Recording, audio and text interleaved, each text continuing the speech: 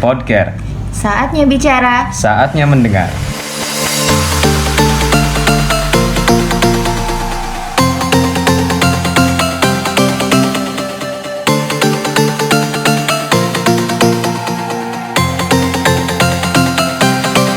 Hai, selamat datang di Podcaster, tempat di mana obrolan santai bisa menjadi insight yang berharga. Bareng aku Ica, kita bakal bahas tentang perkembangan teknologi, kehidupan mahasiswa, dan juga masa depan yang tentunya makin canggih, tetapi tetap butuh sentuhan manusia.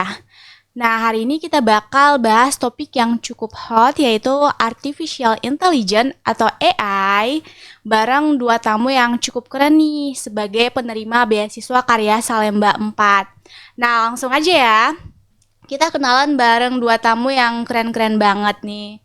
Boleh dong kenalin dulu dirinya? Oke, sebelumnya perkenalkan nama saya Vigo Darvan Saputra, biasa dipanggil Vigo. Saya dari jurusan Teknik Elektro Universitas Andalas. Sekarang ini sedang menempuh semester 8, ya tentunya untuk kesibukan ya, pasti sibuk di skripsian. Dan juga saya sekarang ini masih aktif menjadi asisten labor di Teknik Elektro. Oke, selanjutnya boleh dong? Salam kenal Kak Ica sama Bang Vigo yang udah kenalan sebelumnya. Perkenalkan teman-teman semua, nama aku Ilham Novaldi. Aku berasal dari jurusan Sistem Informasi. Sekarang itu aku sedang menempuh di semester 6. Dan untuk kesibukan di mahasiswa semester 6 ini kurang lebih yang pertama sibuk-sibuknya untuk kuliah, itu pasti semuanya. Terus aku juga aktif di asisten labor dan juga asisten dosen untuk satu matkul. Oke, berarti dari Vigo dan Ilham sendiri rumpunnya tuh nggak jauh-jauh dari perkembangan teknologi ya. Ya, betul. Ya. Nah, dan aku yakin berarti nggak jauh-jauh yang dari namanya kabel, coding, dan juga kopi nih ya. Ya, bisa dibilang gitu ya. Kopi harus sering begadang yang ngerjain tugas. Nggak begadang pun harus kopi sih. Oh iya, Kopi gitu. itu bagi kami tuh wajib sih. Wajib ya. Wah, keren banget nih karena kita bakal udah dari narasumber yang emang udah itu bidangnya gitu ya. Kita boleh nih masuk dari ke pertanyaan yang pertama. Nah, ngomong-ngomong soal AI, kalian pribadi itu tertarik dengan AI atau kenalan dengan AI itu kapan sih? Boleh dong dari Ilham ceritain gimana? Awal mula tertariknya dengan AI gitu ya. Sebenarnya aku udah tertarik yang namanya AI itu dari kecil sebenarnya. Tapi aku nggak tahu kalau itu tuh AI gitu. Aku taunya itu adalah kayak asisten ataupun bantuin kita dalam ngerjain tugas-tugas ataupun bertukar pikiran atau brainstorming kan. Nah, sebenarnya yang paling klik banget buat aku, yang paling ngena banget konsep AI itu sebenarnya pas nonton film Iron Man. Nah, pasti teman-teman semua tahu lah apa itu film Iron Man ya. Gimana ceritanya dan di situ ada asisten yang namanya Jarvis. Nah, Jarvis itu sebuah asisten yang ditanam di dalam suit atau baju Tony Stark itu sendiri, yang mana pemeran dari Iron Man itu, yang mana dia tuh bisa ngasih rekomendasi ataupun petunjuk-petunjuk ataupun saran untuk penggunanya. Nah, dari situ aku mulai berpikir, wah keren banget kalau misalnya ini tuh benar ada di dunia nyata, dan aku mikir itu nggak mungkin ada gitu. Karena itu terlalu apa ya? Terlalu manusiawi awalnya, terlalu humanis. Responnya tuh benar-benar natural. Gak ada kan kita sebelum-sebelumnya nemuin suatu teknologi yang benar-benar bisa ngerespon layaknya manusia gitu. Tapi pas aku udah mulai kuliah dan emang belajar di ranah itu, ternyata itu tuh beneran ada.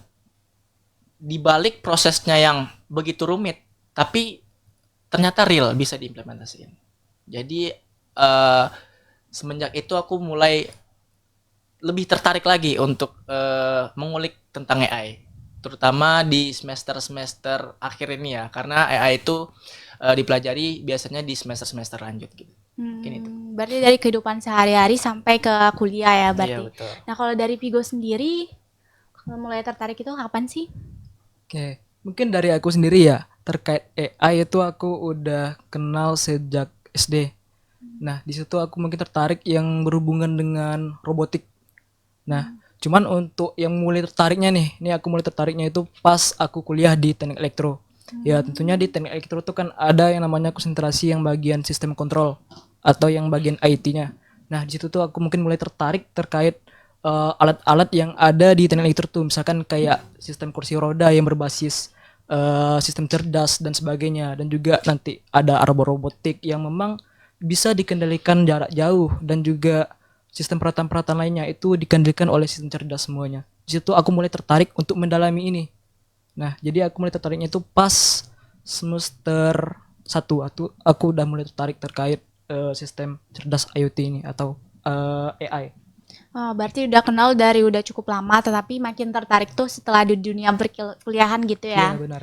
Nah, pernah nggak kalian mengalami kasus yang cukup mind blowing gitu, kayak wah keren banget nih AI, kayak nggak nggak bisa berkata-kata gitu karena saking kerennya. Dari Pigo pernah nggak? Oke, mungkin dari aku ya mulai merasa kayak AI itu sangat keren sekali itu pas awal mulanya itu dari aku belajar terkait di ChatGPT.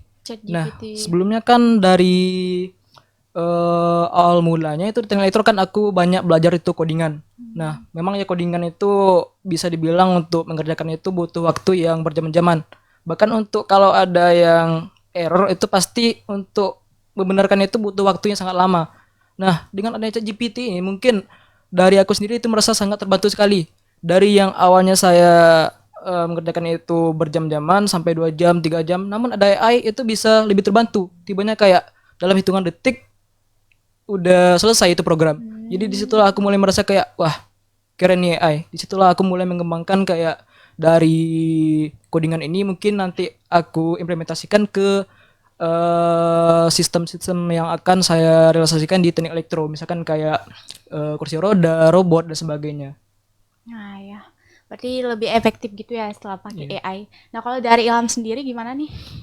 Kalau dari aku sendiri kayaknya ini relate semua dengan semua orang tentang wah ini loh ternyata AI itu gitu. Itu pas pertama kalinya nyobain yang namanya ChatGPT. ChatGPT ChatGPT juga ya. ya pertama. Karena apa? Yang pertama aku kira ChatGPT itu cuma kayak chatbot biasa doang, yang mana setiap pertanyaan dia kasih info dan pertanyaan lainnya ya dia kasih info yang sesuai yang kita tanyain lagi gitu kan, nggak nyambung. Tapi pas aku nyobain ChatGPT itu ternyata itu dia lebih kayak natural, terus dia juga konteksnya itu dapat gitu.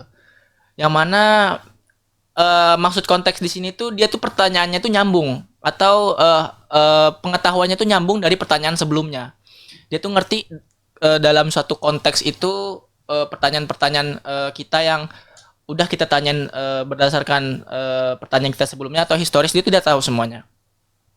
Nah, di situ tuh aku mikir, wah, oh ini ternyata AI gitu. Oh ini namanya artificial intelligence itu. Yang ternyata aku baru keinget tentang Jarvis tadi. Ini mirip banget konsepnya sama yang aku tonton di film gitu. Dan itu ngebuat aku kayak ini kayaknya bakal kejadian, dan aku pas saat itu tuh masih belum kepikiran kalau itu tuh nyata gitu. Aku ngira di belakang itu ada orang yang benar-benar ngerespon kita secara real time, tapi ternyata semakin aku belajar semakin kesini di balik proses yang rumit aku jadi paham kenapa itu bisa direalisasiin. Berarti hampir mirip ya Pigo sama Ilham. Nah, dari penjelasan kalian tadi tuh, kalian mikirnya gimana sih AI itu bisa nggak gantiin pekerjaan manusia yang udah cukup canggih tuh kan sekarang membantu dari tugas-tugas kuliah nih. Iya. Apakah bakal bisa menggantikan manusia 100% atau gimana? Boleh dong dari Pigo? Oke, mungkin terkait AI, apakah bisa menggantikan pekerjaan manusia atau bukan? Kalau menurut aku mungkin bisa, cuman tidak sepenuhnya. Tidak. Karena menurut aku AI itu mungkin bisa merubah pekerjaan manusia, namun dia tidak bisa sepenuhnya untuk menghilangkan pekerjaan dari manusia. Berarti nggak 100% Nggak. gitu ya. Karena dari aku pribadi melihatnya kayak kalau misalkan menggantikan pekerjaan manusia, tentunya banyak profesi-profesi yang mungkin tidak bisa dilakukan oleh AI. Contohnya kayak guru, dosen, misalkan yang berhubungan dengan tenaga pengajar, itu tidak akan bisa digantikan oleh AI. Mengapa? Karena menurut aku ya, terkait profesi itu mungkin terkait kemampuan dalam berpikir kritis, emosional, empati itu tidak dimiliki oleh AI. Karena setahu aku ya, AI ini dia belajar berdasarkan data yang telah diberikan sebelumnya. Jadi untuk profesi-profesi yang berhubungan dengan pengajar itu tentunya butuh informasi-informasi yang terbaru dan tentunya itu tidak bisa dilakukan oleh AI. Dan menurut aku pribadi ya, sebenarnya antara AI sama manusia ini itu saling berkolaborasi. Jadi tibanya kayak AI ini mempermudah pekerjaan manusia. Jadi tidak sepenuhnya pekerjaan itu digantikan oleh AI. Jadi tergantung bagaimana dari manusia itu sih menyikapinya bagaimana. Berarti lebih membantu tidak menggantikan ya. Nah, Iya. kalau dari Ilham sendiri, apa bisa nggak 100% tuh AI menggantikan manusia? Kalau dari pandangan aku dan berdasarkan apa yang udah terjadi juga saat ini ya, AI itu emang sangat besar kemungkinan untuk menggantikan manusia. Nah, sangat besar Sangat ya. besar. Tapi kalau dibilang 100% enggak juga 100%. Karena aku ngeliat AI ini itu hanya menggantikan posisi-posisi pekerjaan manusia yang bergerak di bidang otomatisasi. Misalnya kayak pekerjaan yang berulang atau yang monoton. Nah, mungkin AI di situ bisa gantiin kerjaan manusia. Yang mungkin ya emang banyak pekerjaan-pekerjaan seperti otomatisasi itu yang lapangan pekerjaannya tuh lebih besar daripada kayak eh, manajer atau lain-lainnya gitu kan. Ya, lapangan pekerjaan paling besar tuh emang di bagian yang benar-benar kerjaan monoton kayak layaknya di pabrik ataupun di manufaktur. Nah, jadi kalau bisa kita hitung persentasenya mungkin dari 50% bisa gantiin 50%. pekerjaan manusia, tapi nggak sepenuhnya. Tapi dampaknya apa dari itu? Mungkin manusia tuh bisa lebih fokus sama pekerjaan-pekerjaan yang sifatnya itu lebih ke kreativitas atau yang pengide lah. Kita bisa manfaatin AI sebagai brainstorming atau memunculkan ide kita, tapi AI nggak bisa nentuin yang namanya keputusan. Karena AI itu sendiri dia bekerja berdasarkan data. Data yang udah ada, data yang udah kejadian sebelumnya. Terkait hal-hal baru itu harus emang ditanganin sama manusia itu sendiri gitu. Ya, jadi kalau misalnya dibilang apakah AI akan menggantikan pekerjaan manusia, benar akan gantiin tugas manusia. Tapi apakah dengan tergantinya pekerjaan-pekerjaan tersebut oleh AI, apakah manusia udah nggak punya pekerjaan lagi? Jawabannya enggak, karena manusia itu harusnya beradaptasi dan jadiin AI ini sebagai co-pilotnya, bukan sebagai pengganti. Artinya co-pilot ini adalah sebagai asisten atau pendamping gitu. Nah, mungkin itu jawabannya. Oke.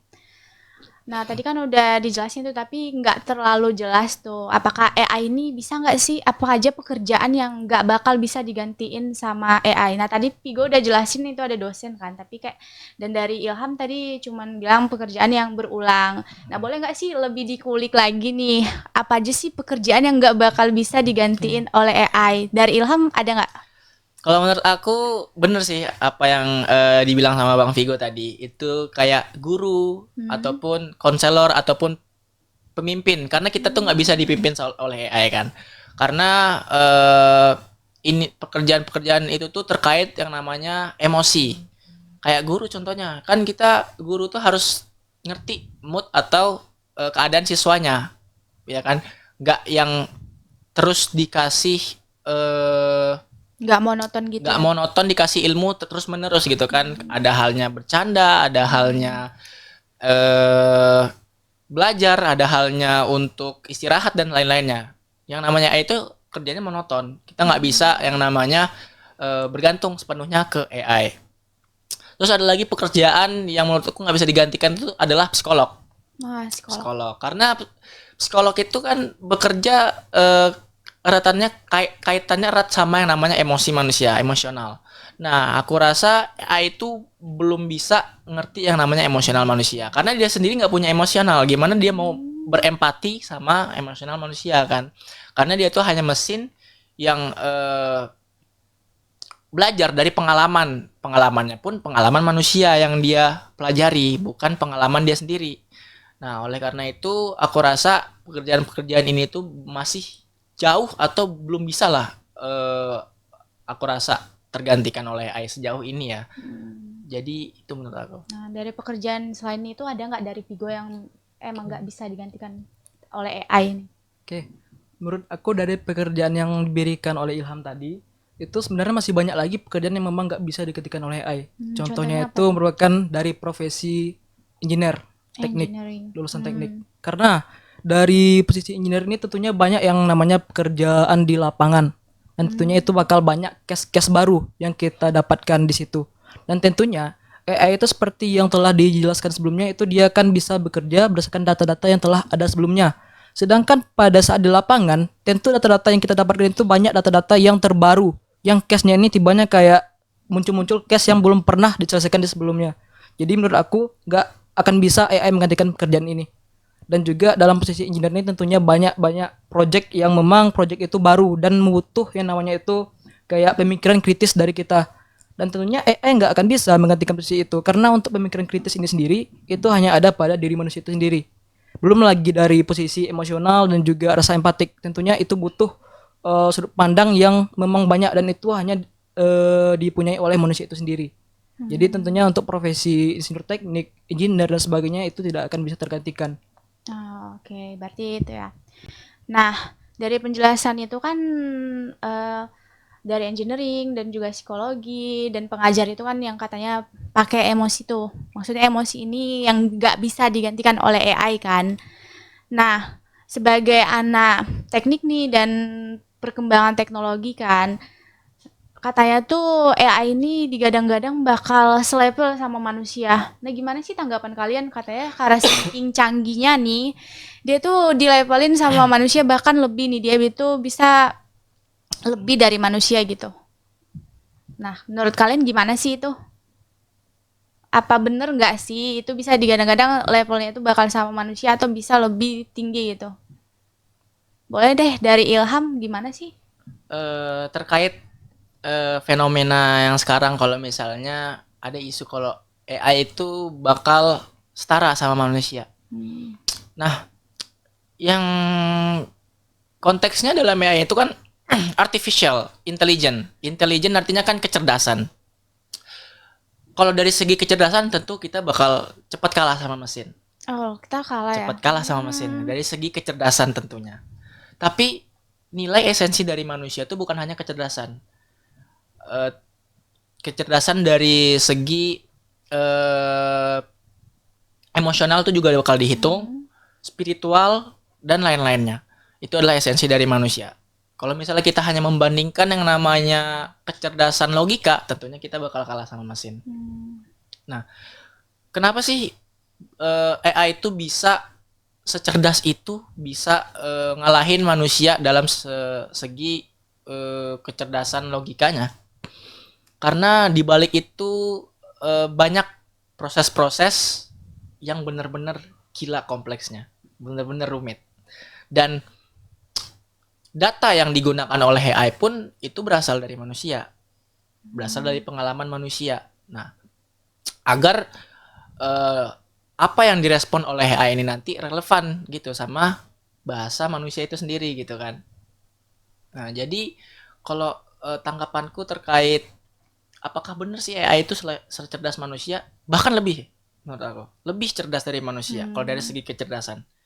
Jadi kalau misalnya kita hanya fokus berlomba-lomba untuk menjadi cerdas, kita nggak bakal bisa menang lawan mesin. Itu menurut aku. Oh, berarti kita nggak bakal bisa ngalahin mesin dari kecerdasan, tetapi manusia tuh ada yang namanya spiritual dan emosinya tuh yang nggak ada di AI ya. Nah, aku baru tahu nih kita ternyata AI lebih pintar dari kita.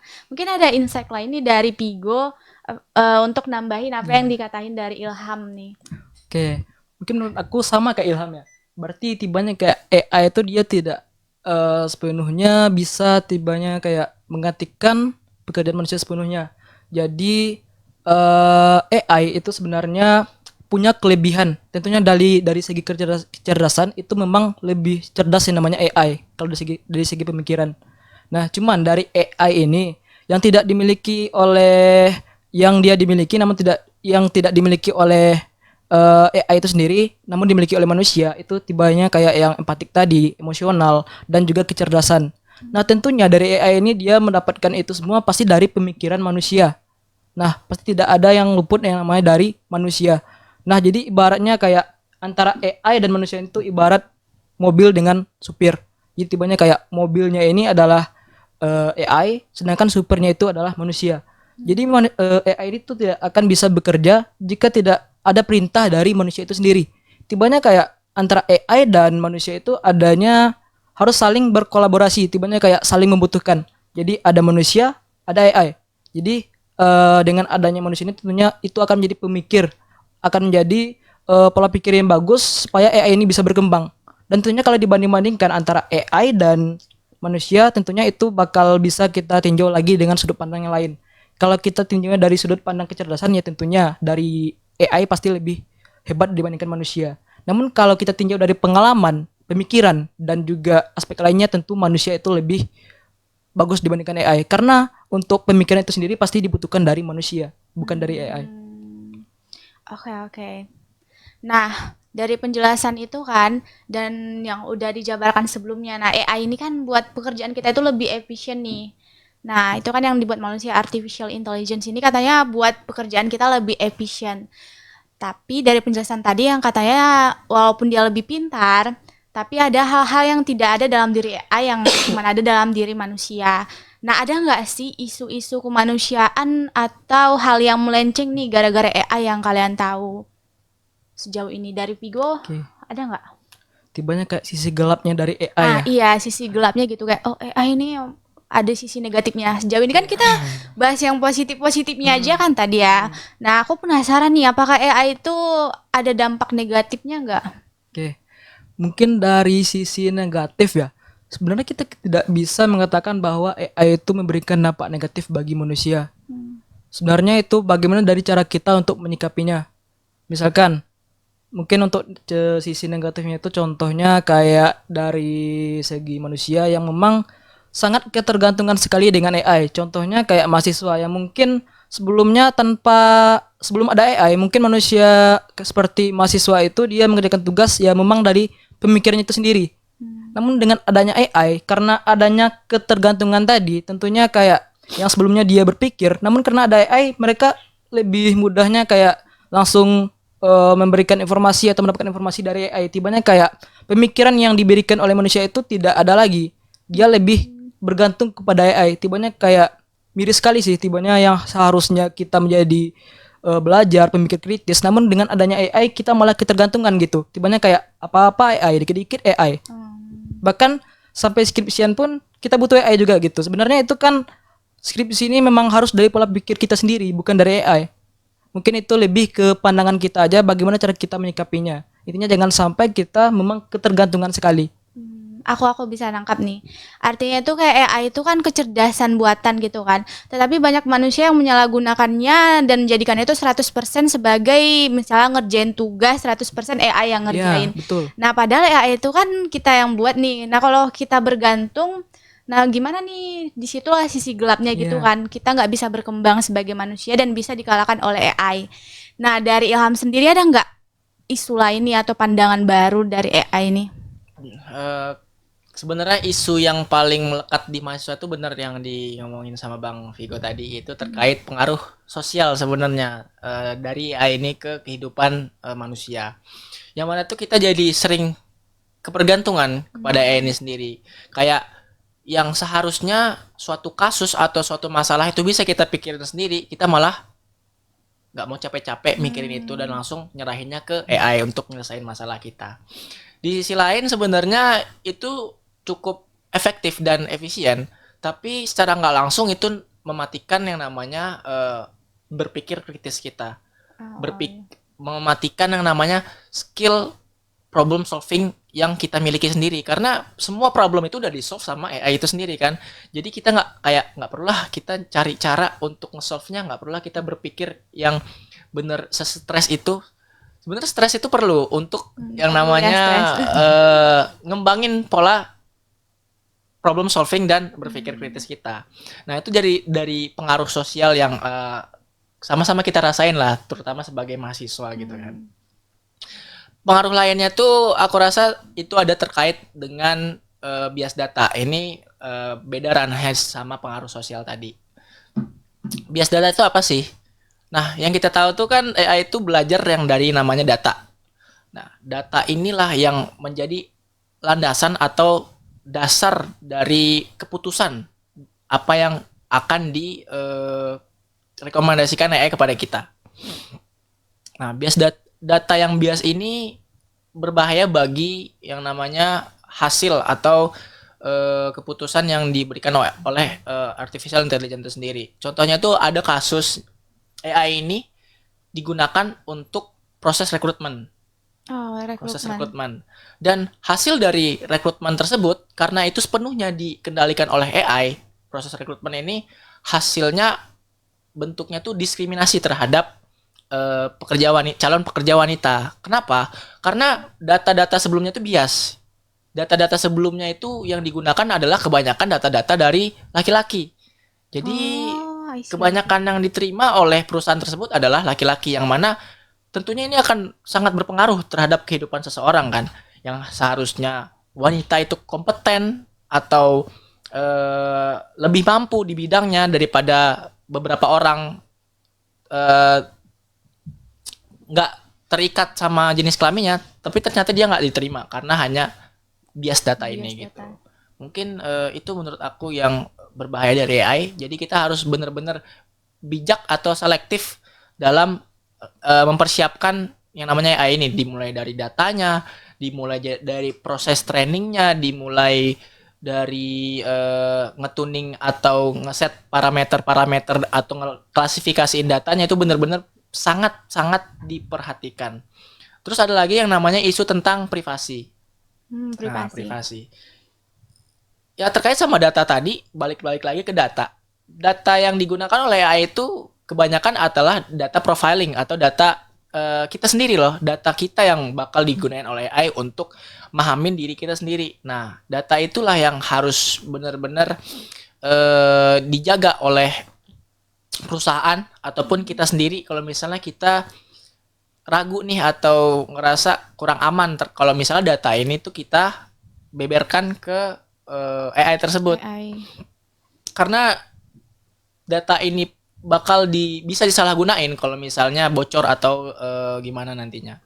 Kayak misalnya ada kasus data tersebut dipakai oleh orang yang nggak bertanggung jawab, kayak pinjol dan segala macamnya, ataupun bakal digunain yang namanya profiling untuk ngerekomendasiin kita nih. Banyak kan kayak misalnya kita tuh lagi tertarik untuk nyari produk ini, dan ternyata di segala sosmed kita itu ngerekomendasiin itu. Nah itulah yang namanya profiling, yang itu erat kaitan sama AI. Karena dia tahu apa preferensi kita, apa yang kita mau, dan di situ perusahaan bakal secara masif ngedesak kita untuk ngemunculin produk-produknya yang menurut kita itu kan annoying ya, mengganggu sekali dalam aktivitas yang menjengkelkan gitu ya. Mungkin itu ke dark side-nya dari AI. Ya aku udah nangkap sih. Wah keren banget sih dari percakapan kita yang dari awal sampai akhir itu semuanya kayak nyambung banget gitu. Yang artinya itu memang AI itu nggak bisa gantiin manusia karena ada dampak-dampak negatif kalau misalnya kita nggak bisa mengendalikan AI ini nih. Nah, karena AI itu sendiri nggak bakal bisa digantiin manusia, dari Ilham sama Pigo sendiri ada nggak kepikiran buat AI gitu yang keren, yang sekarang itu aduh ini tuh kurang aku pengen buat ini gitu, dan pengennya di bidang apa gitu, misalnya di bidang ini aku pengen ngembangin ini nih dan punya cita-cita yang pengen diwujudin gitu. Kalau dari Ilham sendiri ada nggak? Kalau aku sendiri ini bukan berdasarkan ini kemauanku berdasarkan apa yang terjadi saat ini gitu. Sebenarnya untuk masalah yang kita hadapin saat ini itu terutama di negara kita itu adalah tentang pendidikan. Pendidikan. Tentang pendidikan. Wah, seru nih bahas pendidikan. Karena pendidikan ini sendiri banyak yang susah untuk didapetin sama orang-orang terpencil. Misalnya dalam kayak desa itu masih belum merata lah tingkat pendidikannya. Jadi aku rasa pendidikan itu masih suatu privilege, bukan suatu yang keharusan yang semua orang bisa dapat. Masih dalam bentuk privilege untuk di negara kita sendiri. Beda dengan negara-negara maju, pendidikan itu udah kayak udah kayak kewajiban yang udah pokok, udah pasti semua orang dapat gitu kan. Nah, sedangkan di negara kita sendiri pendidikan itu masih suatu yang sarjana itu udah wah gitu bagi orang-orang, sebagian orang kan. Nah, jadi aku mau manfaatin AI ini untuk ngebantu masyarakat yang terpencil seenggaknya tahu hal-hal dasar yang bakal ngebawa mereka ke sosial nantinya. Ke sosial nanti. Kayak misalnya platform pembelajaran yang berbasis AI yang ya ini nggak bakal bisa sepenuhnya menggantikan guru, tetapi seenggaknya ini bakal ngebantu mereka untuk seenggaknya tahu dan ngerasain apa itu namanya ilmu pengetahuan yang orang kuliah tuh tahu gitu, orang yang sekolah tuh ngerasain, mereka pun juga ngerasain hal tersebut. Nah, mungkin bisa buat AI yang sederhana yang bisa diakses di masyarakat desa.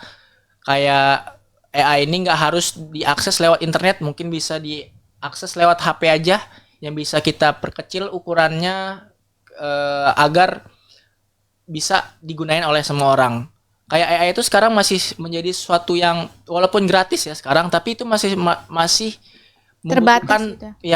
Membutuhkan infrastruktur yang benar-benar memadai. Contohnya seperti internet. Nah, karena internet ini di sini nggak semuanya bisa diakses oleh semua orang kan. Dan untuk mengakses AI itu dibutuhkan yang namanya, kalau misalnya kita menginstalnya sendiri, itu membutuhkan spesifikasi hardware yang benar-benar besar resource-nya. Bahkan bisa ratusan sampai miliaran kalau kita ingin membuat AI kita sendiri. Nah, aku pengen nantinya kita bisa membuat AI dengan memperkecil ukuran tersebut tapi masih relevan dan masih bisa membenahi masalah di ranah pendidikan ini, terutama untuk masyarakat yang terpencil gitu. Berarti dari Ilham lebih ke pendidikan ya, apalagi orang-orang yang belum kesentuh nih sama AI, maksudnya tuh sangat buta dengan teknologi gitu ya. Iya, betul. Nah, kalau dari Vigo sendiri ada nggak insight lain yang ada hal yang mau dikembangkan gitu? Oke. Mungkin dari Vigo sendiri ya, kemarin itu mungkin karena udah pernah juga ke KN. Jadi kemarin itu dari kami ditugasin untuk bikin web. Jadi timnya kayak sebagai platform media pembelajaran bagi SD-SD. Jadi tibanya kayak yang sebelumnya siswa ini memang nggak tahu kali terkait pelajaran, tibanya kayak ada yang nggak sekolah atau gimana. Namun dengan adanya bantuan media platform ini tentunya bisa menjadi tempat belajar lah bagi siswa tersebut. Memang masih dalam pengembangan sebenarnya. Jadi tibanya kayak harus butuh internet dan juga media. Dan itu memang harus dikembangkan lagi. Nah, mungkin selain itu ada juga yang sekarang ini lagi aku lakuin ya. Itu kan aku lagi di fase semester akhir, itu lagi skripsian. Dan kebetulan memang tugas akhir aku ini berhubungan dengan energi terbarukan, itu panel surya. Ya. Namun dari sini saya ingin melakukan pengembangan, yang mana pengembangan ini dengan melakukan sistem monitoring jarak jauh. Jadi tibanya kayak panel surya itu kita monitoring lewat jarak jauh. Yang sebelumnya kita lakukan monitoring itu secara manual, tibanya kayak harus pergi ke lapangan mengecek berapa efisiensi dari si panel ini. Namun dengan adanya IoT ini, aku bisa nih ngecek bagaimana kondisi arus, tegangan, dan temperatur dari si panel ini dari jarak jauh. Tibanya dengan bantuan AI ini bisa lebih memudahkan. Tibanya kayak yang sebelumnya di lapangan, sekarang ini langsung aku detect dari jarak jauh. Mungkin itu dari pengembangan dari aku sekarang. Berarti hampir mirip kayak Ilham tuh pendidikan dan Vigo itu dari pengalaman dari KKN gitu, belajar dari pengalaman. Nah, anak-anak ini butuh nih, mereka nggak tahu soal AI atau perkembangan teknologi itu, dan juga berangkat dari pengalaman sedang mengerjakan skripsi gitu Iya ya. betul. Ah, keren banget ya obrolan kita hari ini. Bukan hanya menarik, tetapi menambah pengetahuan. Dari obrolan ini aku tahu banyak nih tentang AI. Secara aku bukan dari rumpun teknologi ya, tapi setelah ngobrol-ngobrol beberapa jam, aku jadi paham nih seberapa penting AI. Tetapi AI itu emang sangat canggih, tetapi kita membutuhkan manusia untuk merencanakan dan merancang teknologi itu sendiri. Berarti AI itu nggak bisa menggantikan manusia ya sejauh ini. Nah, thank you banget buat Ilham dan Pigo yang udah menyempatkan waktunya untuk hadir di podcast kali ini. Dan tentunya buat pendengar yang sudah setia mendengar sampai akhir, terima kasih. Semoga menambah pengetahuan dan bisa memperlebar wawasannya mengenai AI atau kecerdasan buatan ini sendiri. Nah, semoga dari episode ini kita bisa lebih simpati nih sama namanya AI dan tidak hanya mengandalkan AI ya, tapi bisa menjadi manusia yang inovatif untuk menghasilkan karya-karya terbaru. Nah, sekian episode kali ini dan jangan lupa untuk hadir di episode-episode selanjutnya. Terima kasih.